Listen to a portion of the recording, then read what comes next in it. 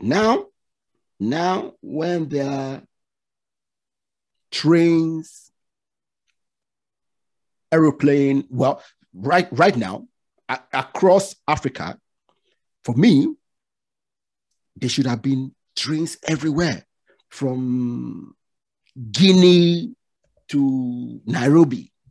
Yeah. From Cairo to Joburg, but we don't have those things. You know why that's been hard? Why? And I pray I don't sound anti-African government. No, come on. But see, yes. Let me just say this. Let me just say this. Yes. See, we need to be honest to ourselves. Yes. See, until we become honest to ourselves. Yes. That's when we will now start finding the right solution for the right problems. Because one thing I've noticed about us is that we don't want to criticize ourselves. True. Okay? See? Yes. This podcast is not to praise Africa all the time. Yes. It's to talk about the things we're doing and to highlight the real issues we have. If we fail to highlight the real issues we have, we will never find solutions to them. So please, please, what you have. So I think our earlier on leaders, and I'm not talking about Uganda or East Africa alone, as a continent, failed our continent. And this is where I'm coming from. We focused on the democratic transitions. Okay. And left out the cores of the continent. Okay. It's good to be a president, but a president of what?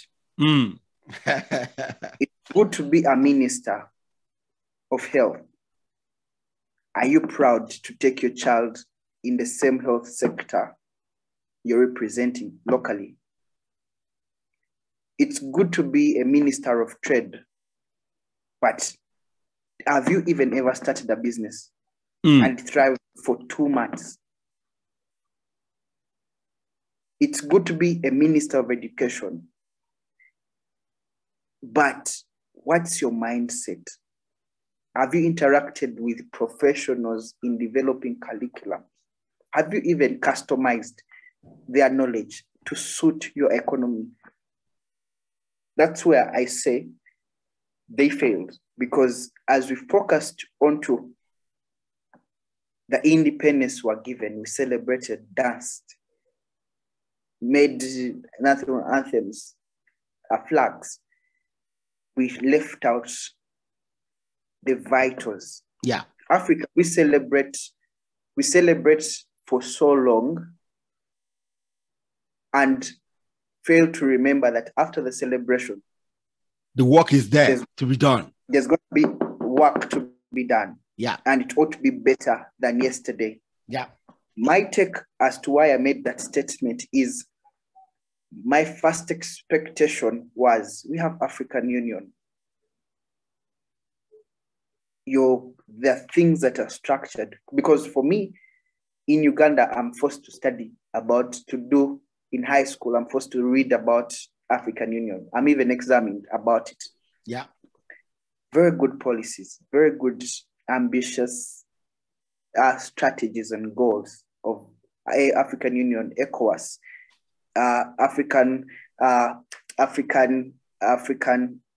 East African Community. But why have we failed? When you meet the states, the heads of states, is it that things are just discussed and walk away having flown in maybe with a government plane with security, and we're not taking back these things to have impact onto society? Now, where they failed is they failed to leverage the different countries' strength to grow as a continent. but they focused on each individual territorial dominancy. Okay. And how let me correct that. Let me correct that. Yes. See, they didn't even focus on their country. Yes. They focused. Each president at any time focused mostly on their own ethnic groups. Yes. And Africa has thousands of ethnic groups. See, now that diversity is something we don't talk about. Okay. See, I hear people say diversity is our strength. In truth, see, I ask them, give me 1-2 examples that the diversity has been our strength. Okay. Now, am I saying that we need to each go to our own corner? No.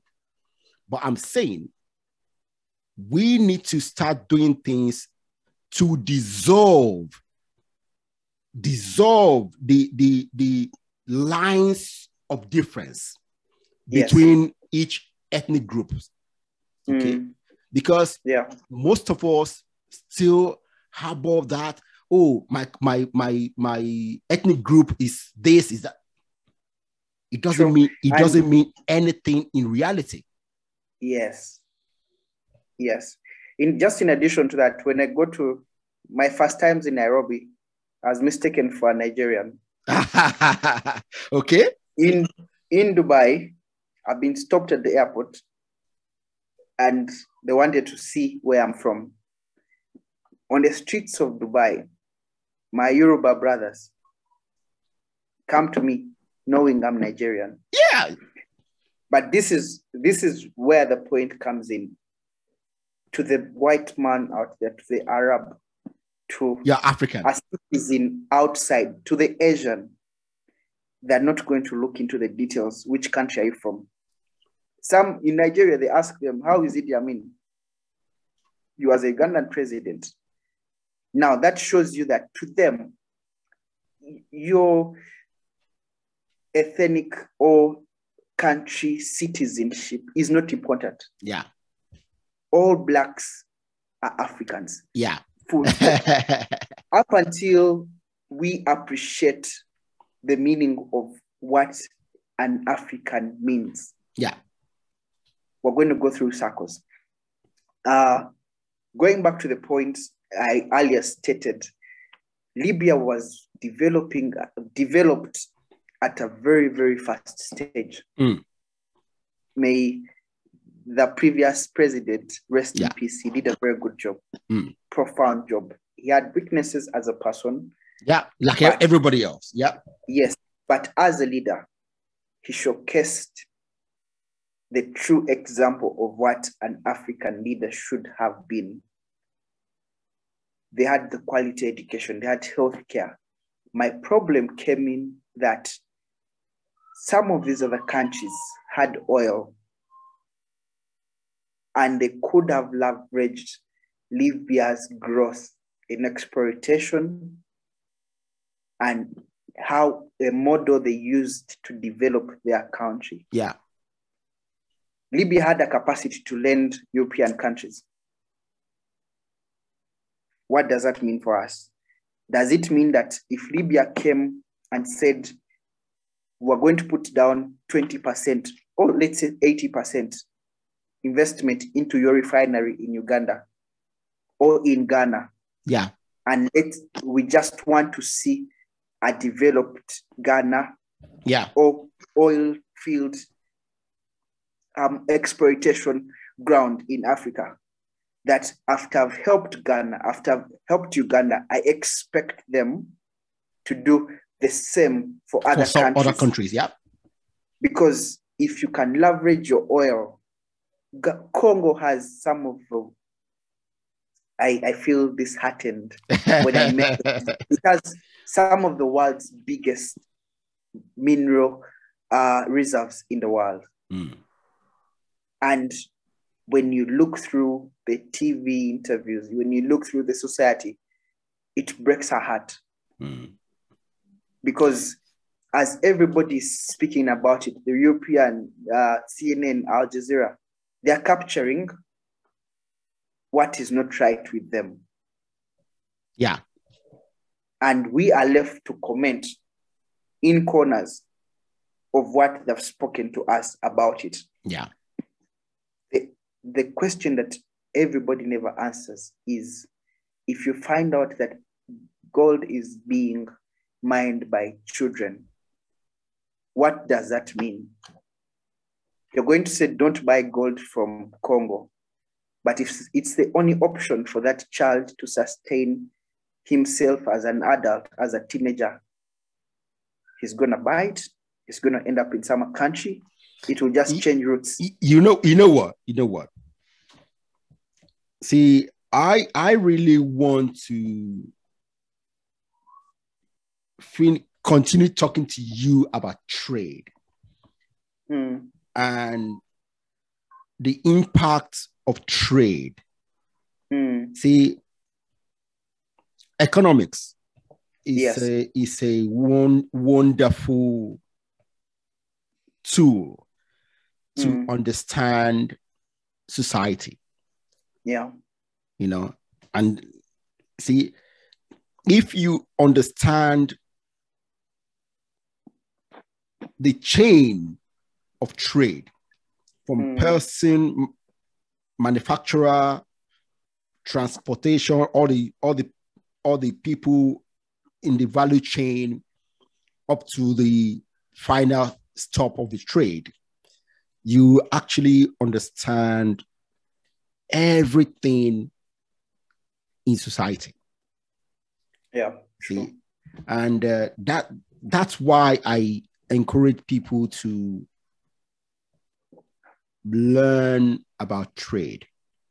Yes. Because when you learn about trade, you learn geographies, you learn cultures, you learn all these things that are very important in society, in building a sustainable society.